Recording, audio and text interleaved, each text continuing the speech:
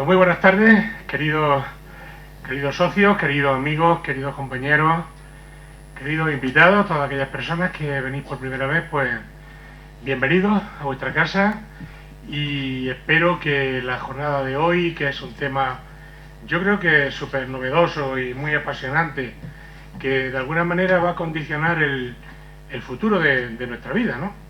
Con sus ventajas y con sus inconvenientes. Creo que es un tema de rabiosa actualidad y que estoy seguro que va a ser desde el máximo interés de todos, porque contamos con la presencia de dos grandes especialistas. Dos grandes especialistas que van a ser presentados y van a ser moderados por otros dos grandísimos miembros del foro. Así es que yo no quiero intervenir más porque no quiero quitaros ni un minuto. Os voy a pasar la palabra ya y así pues que se curse, se desarrolle el tema como se tiene que desarrollar.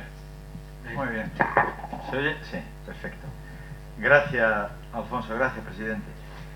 Bueno, pues ante todo me sumo a las palabras de don Alfonso Rojas, agradecer a Felipe Gómez Payete, ya es la segunda vez que le atraco para venir a Jaén a hablar de inteligencia artificial, y a Lisardo García, viejo amigo desde hace muchos años y también un gran abogado, un gran especialista en el tema. Muchísimas gracias por acudir a la llamada del foro. La verdad es que el tema de la inteligencia artificial es apasionante, preocupante. Yo no voy a hablar mucho de ello porque tenemos aquí a dos grandes especialistas. Pero en este libro, que ahora después les recomendaré, que el que quiera, se ha traído unos poquitos Felipe, no muchos, pero para algunos de vosotros puede tener, que los árboles no te invitan a ver el bosque, camino de la inteligencia artificial. En la solapa hay una frase que yo la he leído muchas veces y que me vaya a permitir que os la reproduzca porque dice mucho. Dice: la creciente presencia de la inteligencia artificial en la sociedad es algo demasiado importante como para dejarlo solo en manos de ingeniero y filósofo, psicólogo y lingüista, jurista y neurólogo. Necesitamos también de la participación de una ciudadanía ilustrada y proactiva para que este inquietante y prometedor proceso no sea únicamente competencia de las estructuras formales de la política y de la economía. No podemos dejarlo, es tan importante, dice Felipe aquí, bueno, Felipe y Paz de Torres, que es la coautora, que es algo tan importante. Y coincide mucho también, entre sacos del libro, una frase de Víctor Lapuente, catedrático de Ciencia Política, que viene a incidir en lo mismo. Es algo tan importante que no podemos dejarlo solo en manos de especialistas. Dice Víctor Lapuente: la inteligencia artificial es el reto más importante al que se está enfrentando la humanidad. Es la caja de Pandora más grande, hermosa y seductora de cuanta hayan existido jamás. Y sin embargo, apenas hay debate público informado. Lo dice así y lo subraya: debate público informado. Debate público desinformado, pues esto, todo el mundo opinamos de todo, aunque no sepamos de nada.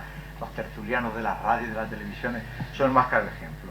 Bien, y nos dice Víctor Lapuente que Felipe Gómez Payete y Paz de Torres sí que han sabido responder a las preguntas que todos nos hemos hecho, y lo que quizás es más importante, aquellas que todavía no nos hemos hecho sobre la inteligencia artificial. Yo creo que con esto me quedo con estas dos frases para no quitar mucho tiempo a los ponentes, y si me van a permitir, y le pido perdón de entrada a Felipe, porque claro, extractar su currículum es muy difícil. Lo voy a hacer en 2 párrafos, en 3 párrafos, y me perdona de todo lo que me salte. Digamos, un envolvente global. Yo diría que en su dilatada trayectoria profesional ha sido, escuchen, asesor de la Comisión Ejecutiva de Inditex, director general de la Fundación Amancio Ortega y alto directivo de la multinacional IBM. Diciendo eso, yo creo que ya hemos dicho bastante. Autor de numerosos artículos y libros sobre temáticas tan diversas como estructura organizativa, sociedad de la información o gestión del cambio. Y además es un emprendedor, es un empresario, que ha tomado iniciativa, preside la sociedad Casa da Quiao y la Asociación para la Calidad y Cultura Democrática. Y la verdad es que Felipe Gómez Payete es un gran conocedor del mundo de la empresa y en ella ha desarrollado, yo me atrevería a calificarla sin duda, una brillante trayectoria, ocupando puestos directivos en una multinacional como IBM, donde creó y dirigió el equipo de consultoría de alta dirección. Desde esta posición tuvo la oportunidad de organizar más de una década importantes encuentros con las más altas autoridades ejecutivas, tanto del mundo empresarial, de la empresa del IBEX 35, como españolas y portuguesas, como de las administraciones públicas. ¿Y sobre qué? Pues sobre algo tan importante como el papel de las nuevas tecnologías en la configuración de los cambios sociales y la formulación de la economía del conocimiento. En el año 94 da un giro a su trayectoria profesional hacia organizaciones no lucrativas y se incorpora de forma inmediata en aquel año a Caja Cantabria, desde la que constituyó la Fundación Comillas, siendo su primer vicepresidente ejecutivo. Y tras un periodo de 4 años como asesor de la Comisión Ejecutiva de Inditex para asuntos de filantropía y responsabilidad social corporativa, en 2001 fue designado director general de la Fundación Amancio Ortega, puesto que desempeñó hasta 2008, año en el que creó la sociedad Casa de Quiao, empresa cuya dirección ha simultaneado con la presidencia de la Asociación para la Calidad y la Cultura Democráticas. Es autor de muchos libros, coautor y autor de muchos artículos. Yo le resumiría la evolución de las organizaciones, estrategia empresarial ante el caos, estructura organizativa e información en la empresa, la sociedad de la información, riesgos y oportunidades para la empresa española, una vindicación de la acción política, o este más reciente, el que hoy le traemos aquí, que ya digo, estará a disposición de alguno de ustedes que quiera pagar el precio de coste, nada, que ha hecho con Paz de Torres, que es que los árboles no te impidan ver el bosque, camino de la inteligencia artificial. Yo estoy seguro que de aquí saldremos sabiendo algo más, pero también sabiendo que todavía nos falta mucho por saber, ¿no? Los mitos de la inteligencia artificial, Felipe. Gracias.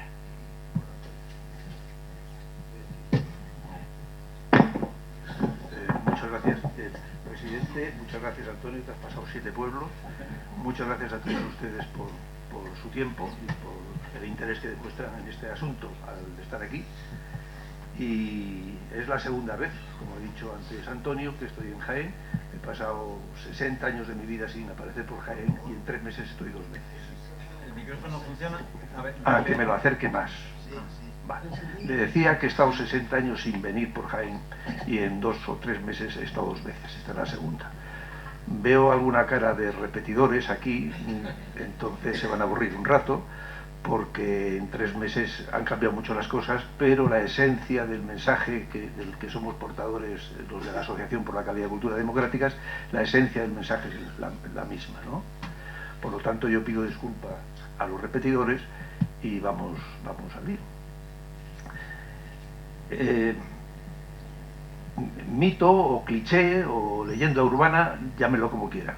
La inteligencia artificial, como muchas cosas o muchos otros fenómenos, tiene mitos que nos hacen pensar de una manera cuando en realidad no pasa eso. Lo mismo que descubrieron hace poco unos científicos sobre los camaleones que se cambian de color. Siempre decimos que es para disimularse con el entorno y pasar desapercibidos, pues parece ser que no es así, o no solo es así. Hacen eso pues para llamar en épocas de celo a la pareja, para controlar su temperatura. En definitiva, que el camaleón cambie de color, por las razones que todos creemos, es un mito. Como mito es el que la luna llena pues hace lunáticos y cosas así. La inteligencia artificial, yo creo que si la desnudamos o sabemos identificar los mitos que la rodean, pues estaremos mejor preparados para sacar buen provecho de las innumerables, maravillosas, tremendas, impresionantes, a veces increíbles bondades y oportunidades que ofrece a la raza humana. De modo que yo he elegido para esta ocasión, hoy lunes 22 de abril, reducir mi pensamiento sobre esta cuestión en 10 mitos. Es decir, 10 mitos a razón de minuto y medio por mito, cumpliremos con el tiempo previsto. El primer mito, a ver si se ve bien, el primer mito tiene que ver con la expresión inteligencia artificial. Es una expresión que no hay por dónde cogerla, porque no sabemos lo que es la inteligencia humana, malamente podemos reproducirla artificialmente. Es contradictoria en ese sentido la expresión. Es estúpida porque, como dice el padre o uno de los padrinos de la inteligencia artificial, Geoffrey Hinton, que dice que considera estúpida la posición de aquellos que, sin saber lo que es la conciencia, dicen que un aparato es consciente o no es consciente, y dice: esto es estúpido, si no sabe usted lo que es la conciencia, ¿cómo se atreve a decir que un dispositivo de inteligencia artificial no es consciente? Pues por la misma razón, y aplicando la regla de 3, yo sostengo que la expresión inteligencia artificial es una expresión estúpida. Está de moda, es la única palabra o expresión que ha sido elegida 2 veces, 2 años, por 2 instituciones distintas, la palabra del año. Es Fundeu en España y en Inglaterra la editora del diccionario Collins. Y es también una expresión, y eso hay que hacerlo y aceptarlo, imbatible, porque se acuñó en 1956 y hasta hoy está con nosotros. Voy a leer lo que dijo hace el 26 de marzo Helga Northway, que es la expresidenta del Consejo Europeo de Investigación. Dice: yo no le llamaría inteligencia artificial, deberíamos empezar a buscarle otro nombre. Sea como fuere, este es el primer mito, que no pasa nada por saber que es un mito. La inteligencia artificial no es una cosa, una expresión ante la que debamos hacer reverencias. Es un eslogan, muy bien argumentado, y ya está, y tomémoslo como tal. Segundo mito es no la expresión en sí, sino la cosa, que es un dispositivo de inteligencia artificial. ¿Qué es la inteligencia artificial? No como fenómeno universal, fuerza tecnológica de nuestro tiempo, sino como un aparato, como esto, o como esto. ¿Qué es la inteligencia artificial? Pues es un puzzle para niños, de 4 fichas, nada más. Y 3 de ellos van a toda velocidad y uno va también muy rápido, pero más lentamente. Los 3 que van muy deprisa están puestos ahí con una curva exponencial grande, y el que va más lento está puesto en gris, que va así, ahí pongo allegro ma non troppo. La inteligencia artificial es cualquier dispositivo que tiene capacidad de computación, que es capaz de calcular, de hacer operaciones. Es el soporte físico, es el alimento, el input, la información que le damos para que trabaje, es lo que sale, que antes eran simplemente listados de ordenador, aquellas páginas inmensas que salían por las impresoras, y hoy, además de que nos facilite la nómina de la empresa o la trayectoria de una bala, pues nos produce imágenes maravillosas, frases estupendas que nos dejan impresionable cómo es capaz de un chat GPT de proporcionarnos lo que nos proporciona, infinidad de cosas. Las salidas, el output, ha explotado. No hay nada que podamos imaginar que no lo estén haciendo ya o empezando a hacer las máquinas. Entrada, capacidad de cálculo, salida, y esa entrada y esa salida, ¿qué hay por medio? Pues hay por medio el que hay unos algoritmos, se llaman así, o procedimientos o líneas de código, el software en una palabra, que dice: usted con estos cálculos, con estos datos que le estamos dando, tiene que hacer tal cosa, y es lo que le devuelve. Entrada, proceso, procedimientos, salida. Entrada es esto, voy a apagarlo porque me están mortificando con la llamada. Entrada, pues antes había miles, cientos de miles de datos, hoy hay trillones de datos. Todo lo que está en la nube, trillones, todos los contenidos de los 8.000 millones de webs activas que hay en la red, la Biblioteca Nacional, no solo la española, sino la del Congreso de los Estados Unidos, todo está digitalizado. Todo. Nuestros correos electrónicos, nuestras webs, nuestros blogs, cualquier cosa está digitalizada, y es lo que están utilizando para que máquinas cada vez más potentes y de acuerdo con un software cada vez mejor, aunque lentamente mejor, pues produzca, ni se sabe de resultados. Listados, soldados, hoy el mejor soldado es un robot. compositores de música, pintores, creadores, cualquier cosa. Esto es la inteligencia artificial, no es otra cosa, es un puzzle de 4 fichas. Meto datos, lo que pasa es que son trillones de datos, con una capacidad de cómputo que hoy es inconmensurablemente superior a la de ayer, unos algoritmos que cada vez son mejores, pero lentamente, ahora veremos por qué, y un output, una salida, que antes eran solo listados y ahora son pues cualquier robot que hay en casa, en la clínica, en la calle, en la oficina, tal. Esto es la inteligencia artificial. Por tanto, aquí el mito no es nada nuevo, es lo de siempre, es la arquitectura de von Neumann en 1945, entrada, proceso, memoria y algoritmos, ya está. Eso es la inteligencia artificial. Cuando esta noche discutan en su casa con sus hijos sobre inteligencia artificial, pierdan el miedo, que no es otra cosa que esto, no es nada fantasmagórico, no es nada del otro mundo, es lo de siempre, segundo mito. Si voy muy deprisa, la culpa es de este señor primero, y segundo, me detienen porque no se trata de que entiendan lo que digo, no de demostrar lo que creo que sí. Tercer mito, es la palabra la tengo que leer porque siempre me trabuco. Antropomorfización. ¿Qué quiero decir con esto? Quiero decir que el impulso humano para producir dispositivos de inteligencia artificial es producir dispositivos que se parezcan a nosotros. Damos instrucciones a la máquina para que ésta interprete el mundo, interactúe con él, resuelva problemas de toda índole, como lo hacemos los seres humanos. Por lo tanto, hay una trayectoria y un impulso secular del hombre por reproducirse a sí mismo. ¿Eso qué quiere decir o qué implica? Pues que tenemos que saber comunicar al ordenador cómo vemos, cómo oímos, cómo olfateamos, nuestros sentidos. Sin comillas, que son los 5, los que todos tenemos, y los sentidos que digo yo con comillas: sentido común, sentido del humor, sentido sexto sentido, etc. Tenemos que saber programar el ordenador para que vea, huela, tal, y tenga además los sentidos entrecomillados también. Y además que tenga nuestras facultades de cálculo. Bueno, esto se ha conseguido hace mucho tiempo. La calculadora, nadie de ustedes, nadie puede hacer los cálculos que hace una calculadora. Pero no ya con las calculadoras de ahora, sino con los abacos chinos de hace miles de años.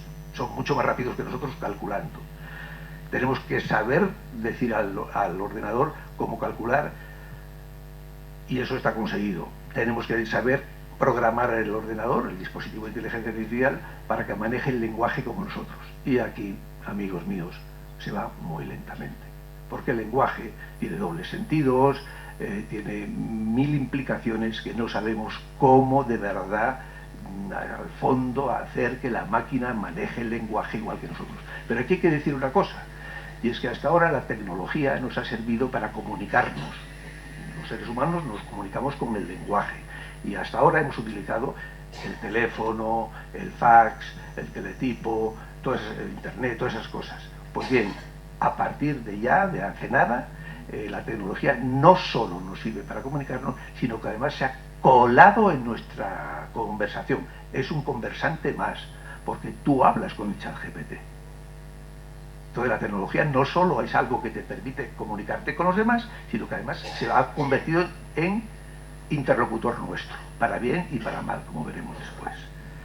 Memorización, tenemos que aprender, enseñar a la máquina que memorice como nosotros. Muy difícil. Nosotros memorizamos de una manera muy distinta a como memoriza la máquina. Para nosotros hay una frase que a mí me encanta, dice: el sentimiento, los sentimientos, la voy a leer textualmente, las emociones es el mejor cemento para la memoria. Nosotros memorizamos de una manera u otra dependiendo de la emoción que eso que queremos memorizar nos produce. Y eso no sabemos cómo decirle a la máquina que lo haga. El aprendizaje, nosotros inferimos, la máquina aprende estadísticamente nada más. El razonamiento, nosotros sabemos distinguir un efecto de una causa, la máquina no. Siempre se dice el mismo chiste, que no es chiste, que nosotros sabemos que cuando amanece canta el gallo, pero la máquina solo sabe decir que hay una correlación, que amanece canta el gallo, pero sabe decir cuál es la causa y cuál es el efecto, ¿no? Eso tampoco sabemos programarlo. En fin, todo eso que aparece aquí muchas cosas están muy avanzadas, tenemos dispositivos que ven como vemos nosotros, que oyen, que olfatean, que gustan, empezamos a saber cómo más o menos enseñar a la máquina esto del sentido común, empezamos a saber que manejen el lenguaje aparentemente igual que nosotros, etcétera, etcétera, etcétera. Pues bien, aquí el mito es el siguiente. Como ya sabemos muchas cosas de esto, y ya tenemos redes neuronales artificiales, pues nos creemos que el aparato tiene facultades humanas. Pero no es así, y siempre pongo el mismo símil, porque es muy tangible. El símil de este tercer mito, que es la de la antropomorfización malentendida.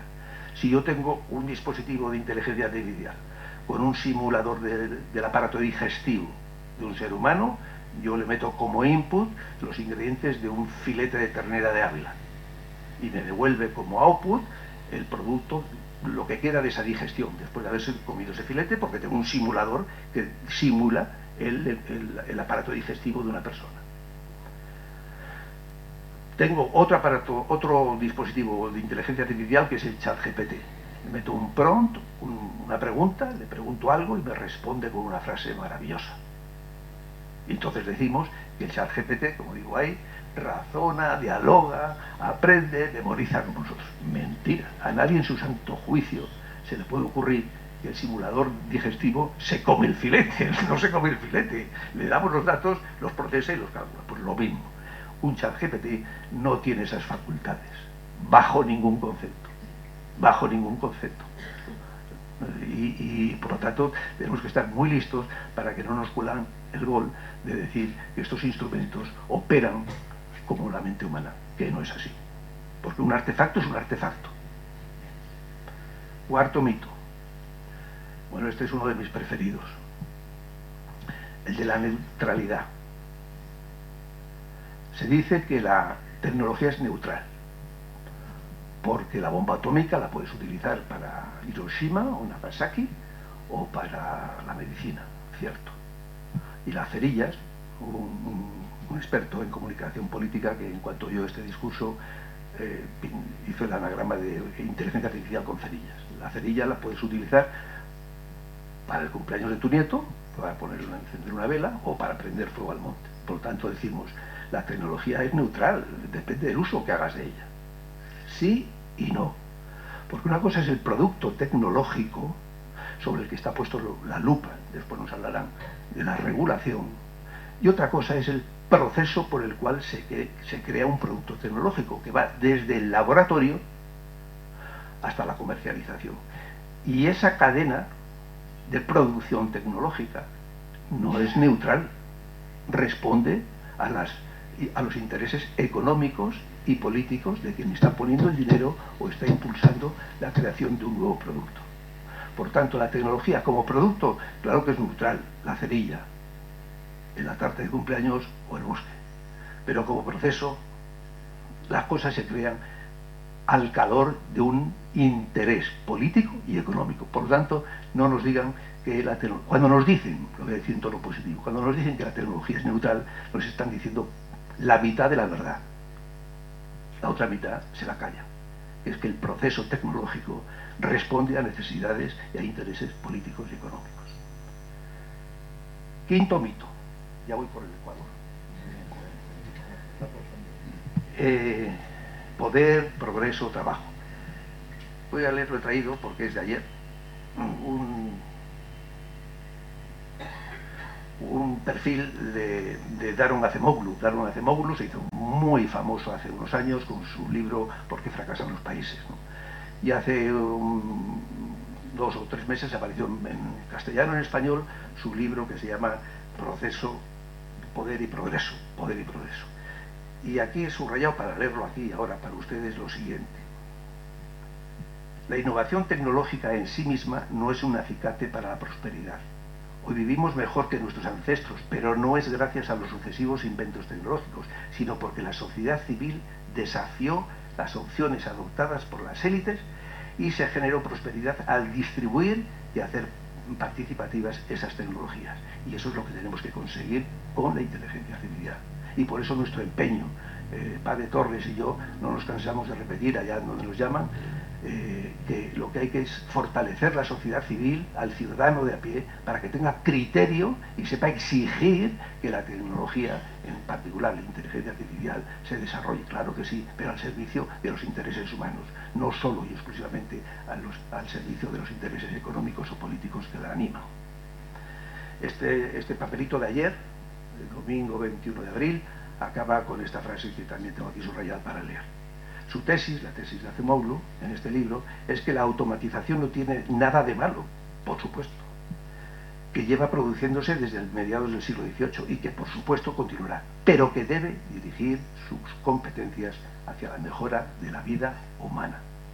He puesto ahí a la derecha, en esta diapositiva, el caso que he leído hace unos días del primer restaurante del mundo regentado por robots con inteligencia artificial. Y dice en el vídeo, que tiene muchas gracias, el vídeo real de ese restaurante en Los Ángeles creo que es, dice: impulsado por inteligencia artificial para satisfacer al máximo al cliente. Yo no me siento satisfecho comiendo en este restaurante. Joder, lo tengo que decir así, ¿no? Otro mito.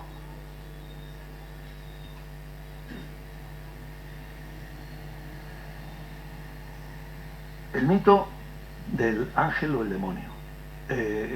Sobre la inteligencia artificial hay dos tipos de discursos. El chupiguay, de todo esto es maravilloso, y hay que dejarle rienda suelta, y esto es para bien de la humanidad, sin más, sin contrapartida.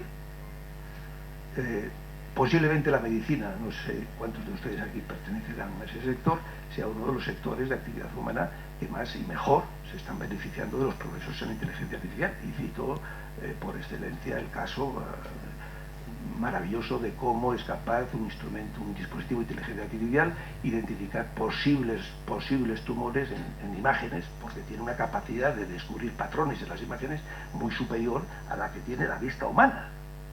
Pero claro, esa maravillosa tecnología que es capaz de hacer eso, tengo recientemente el triste fallecimiento de una hermana por cáncer, y sé lo importante que es eso.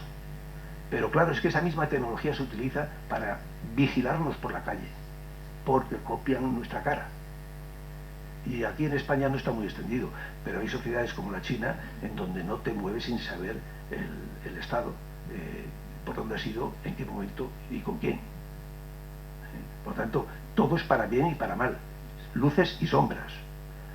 Y en la parte de la derecha, los doomers, son los que dicen esto hay que controlarlo mucho porque es peligrosísimo, tal y cual, y ponen el ejemplo, que a mí no sé si los puedo leer desde aquí, dice, bueno, los nativos digitales están cada vez con menos capacidad intelectual. La telefonía móvil, el abuso de la pantalla está haciendo que las nuevas generaciones tengan un coeficiente intelectual inferior al de las generaciones precedentes por primera vez en la historia. Por supuesto que la telefonía móvil y la conectividad humana es un invento maravilloso que ha conseguido grandes progresos, y ¿cómo vamos a desechar la capacidad de comunicación que tenemos ahora? Pero ojo, porque nos pone ante una pregunta que muy poca gente se atreve a plantear. ¿A más inteligencia artificial? ¿Más o menos inteligencia humana? Hay algunos discursos y algunas evidencias empíricas en determinadas cosas muy concretas, esta de la telefonía, de las pantallas en gente joven, que dicen más bien que menos inteligencia humana. Pues otro mito, es decir, tanto pecan de mito quienes dicen la inteligencia artificial todo es bueno o todo es malo. Aquí hay que emplear el i, no el lo, o bueno o malo. Es buena y es mala, y tenemos que decirlo. Y es tan necio negar lo bueno como negar lo malo. La innovación. Pues aquí hay si uno no está fino, se encuentra envuelto en otro mito. Toda innovación, todo progreso tecnológico es el esfuerzo que hace el ser humano para ahorrarse esfuerzo. Esa es una frase de don José Ortega y Gasset. Pero no es lo mismo el esfuerzo físico que el esfuerzo mental. No es lo mismo inventar la rueda que un procesador de textos. Cuando hacemos innovaciones para algo que nos ayuda en nuestras facultades mentales, corremos el riesgo de la rana. La rana que se mete en un puchero con agua fría y se va calentando poco a poco, y la rana feliz hasta que muere escaldada porque no se da cuenta del continuum a la que está sometida.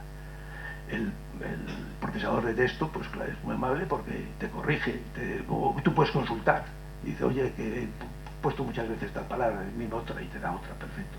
Pero hay veces que tú lo consultas y te sugiere que pongas otra palabra. Es decir, que ya no solo es que te pidas ayuda, sino que él te sugiere motu propio.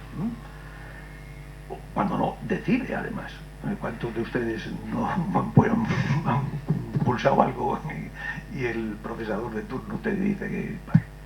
Y ya el desideratum, o sea, se nos mete hasta la cocina, actúan por nosotros. Y siempre cito el mismo ejemplo que ha salido tantas veces en las revistas científicas. El Internet de las cosas, los frigoríficos conectados a Internet, que detectan que te has quedado sin yogures de limón y sin pedirte permiso te hace un pedido a tu suministrador habitual. O sea, ayuda, sugiere, decide y actúa por ti. Ojo, ojo, estemos atentos a la jugada, porque se nos van a meter hasta en la cocina, es decir, hasta en el concepto del libre albedrío. Y claro, la mejor manera de sortearlo es negar que existe. Otro de mis preferidos, vamos por el 8 ya. Pequeños. ¿Es una revolución más esta que lidera la inteligencia artificial? Sí y no. No voy a decir las razones del sí, porque es la más copiada. Es una revolución como el fuego, como la electricidad, como la máquina de vapor, etc. Pero hay una razón por la cual no es una revolución más. Todas las revoluciones hasta ahora nos han ayudado a cambiar nuestra manera de hacer las cosas. La manera de comunicarnos, la manera de calentarnos, la manera de transportarnos, la manera de... Vale. La inteligencia artificial, además de ayudarnos a hacer las cosas de otra manera, nos está cambiando el ser. No es lo mismo cambiar el hacer que cambiar el ser. Y eso es por primera vez así en la historia de la humanidad. Nos está cambiando el ser, tanto mentalmente como físicamente, y esto sería para una charla de 45 minutos. Pero la innovación tecnológica, la revolución tecnológica que lidera la inteligencia artificial, es una revolución que además de facilitarnos hacer las cosas mejor, más amigablemente, como se dice, nos está cambiando nuestra esencia como el ser humano. Y la manera más palpable de quedarse con esta idea es la progresiva incorporación de chips en nuestras cabezas. Parece fantasmagórico, pero que está ahí. Por tanto, habrá individuos empoderados, aumentados, y otros que no lo sean. Nueva fuente de desigualdad social. El 9. Decir, bueno, aquí el mito es que el mito de decir que la inteligencia artificial va a provocar la extinción de la humanidad, los riesgos existenciales, el largoplacismo, todos preocupados por qué va a pasar dentro de 10, 30, 40, 50 años, para tapar lo que está pasando ahora. Que vas a pedir una hipoteca y te la niegan porque tienes un amigo que es árabe, que vas a pedir entrar en una empresa y te dicen que no porque tuviste una sentencia contraria ante la ley por no sé qué, y eso está ocurriendo ahora. La desinformación, los bulos, los fake news, todo está ocurriendo ahora. Pues se pone el foco en lo que va a ocurrir dentro de 30, 40, 50 años. Pero ahora, aquí, entre nosotros, todos los días, hay verdaderas cosas inaceptables. Y por último, para mí, el mito de los mitos, que la singularidad es inevitable. Tengo que explicarles lo que es la singularidad, cuál es mi posición ante su hipotética inevitabilidad, y aquí acabo. La inteligencia artificial específica es la que existe ahora. Son todos los dispositivos que hoy tenemos. El que juega al ajedrez, el que calcula el tiempo que va a hacer mañana, el que te dice por aquí ha pasado fulanita porque yo he visto su cara, el que... Son instrumentos específicos que sirven para una cosa, para la que fueron diseñadas. Punto, nada más. Y esos hay así. Y cada día más. Muchos muy buenos, y algunos tienen su contrapartida negativa. ¿Cuál es la inteligencia artificial general, la AGI, que dicen en el mundo anglosajón? Pues ese es el futuro. Es tener dispositivos que no solo sirvan para una cosa, sino que sirvan para muchas. Que igual te calculan el IRPF, la declaración de Hacienda, ya que estamos en ese momento, que ganan al Go, al mejor deportista de Go chino de la historia. Inteligencia artificial general es aquella que sirve para todo, es decir, aquella que ve, que oye, que entiende, que tiene sentido común, que tiene nuestras facultades de razonamiento, de memorización, igual que nosotros. Vale. Pues este dispositivo, que algunos dicen que está a la vuelta de la esquina, si es para ayudarnos a nosotros, bienvenido sea, porque va a ser un asistente maravilloso, porque lo va a hacer todo mucho mejor que nosotros. Pero ojo, ojo, este dispositivo hace todo mejor que nosotros: el lenguaje, la memorización, el cálculo, por supuesto. Además no solo ve, sino que sabe mirar. Además no solo palpa, sino que sabe tocar al cuerpo de tu compañero. Escucha, no solo oye. Pero este hombre, si es para servir, este artefacto, si es para ayudarnos a nosotros, bienvenido sea. Pero si es para sustituirnos, yo me niego. Bueno, primero sostengo que no será posible, porque los sentimientos, las emociones, etcétera, no son programables. Esa es la posición que yo mantengo. Hay gente muy sesuda, no tertulianos, como decía antes Antonio, que sostienen que acabará siendo posible algoritmizar el amor, la ética, la rabia, la ira, todo eso.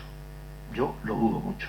Voy a leer para ustedes, y con esto acabo, una frase que no leí la vez anterior que vine aquí porque no me había llegado. En nuestra pequeña asociación a veces nos mandan textos sobre inteligencia artificial para que digamos qué nos parece.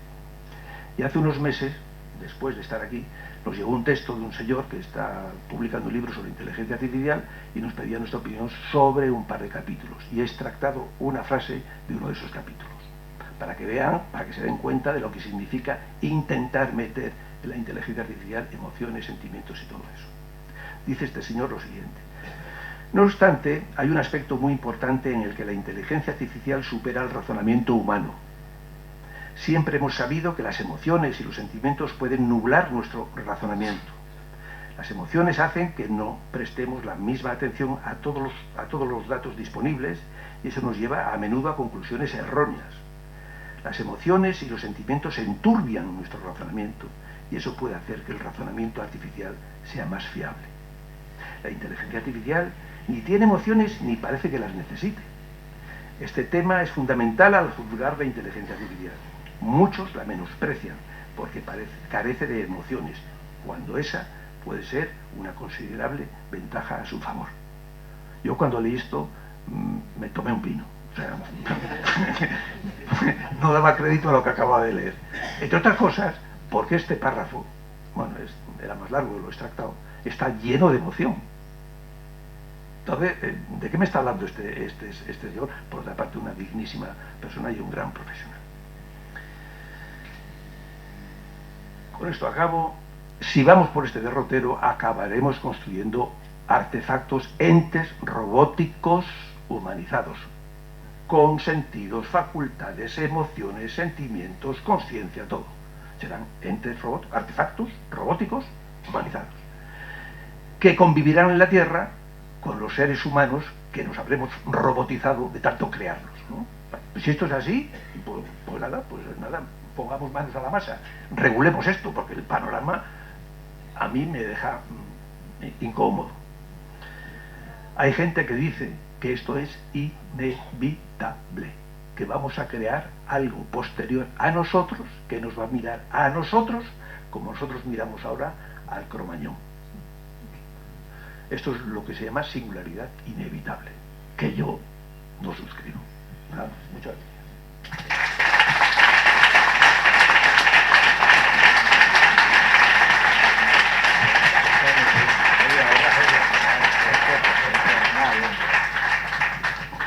Muchas gracias, Felipe Gómez Vallete, por esta magnífica y amena exposición sobre los mitos, ¿no?, de la inteligencia